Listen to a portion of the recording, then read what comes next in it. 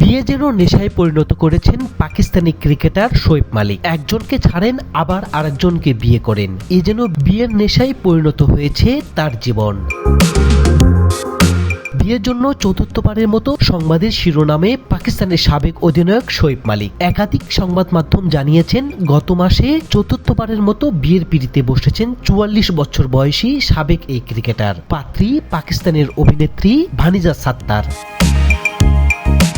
যদিও এ দাবির পক্ষে এখন পর্যন্ত শোয়েব মালিক বা ভানিজা সাত্তার কেউ আনুষ্ঠানিকভাবে কিছুই নিশ্চিত করেননি, তাই এটিকে এখন পর্যন্ত গুজবই বলছে সংবাদ মাধ্যমগুলো। ২০০২ সালে শোয়েব মালিক প্রথম বিয়ে করেন ভারতের হায়দ্রাবাদের বাসিন্দা আয়েশা সিদ্দিকীকে। ৮ বছর পর তাদের বিচ্ছেদ হয়। ২০১০ সালে দ্বিতীয় বিয়ে করেন ভারতীয় টেনিস তারকা সানিয়া মির্জাকে। ২০১৮ সালে তাদের প্রথম সন্তান জন্মগ্রহণ করেন।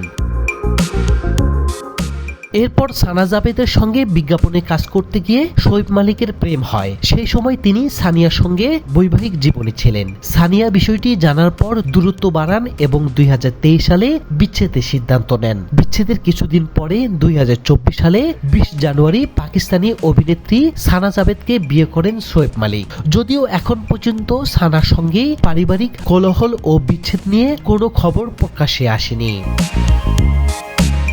আলোচনায় থাকা ভানিজা সাত্তার একজন নবীন পাকিস্তানি টেলিভিশন অভিনেত্রী। তিনি টিভির জনপ্রিয় নাটক লাডলিতে নাজু চরিত্রে অভিনয় করে পরিচিতি পেয়েছেন। করাচিতে জন্ম ও বেড়ে ওঠা সাত্তার করাচি বিশ্ববিদ্যালয় থেকে স্নাতক সম্পন্ন করেছেন। এখন দেখা যাক শোয়েব মালিকের চতুর্থ বিয়ে কতদিন টেকে, নাকি আবারও পঞ্চম বিয়ের পরিকল্পনা করবেন তিনি।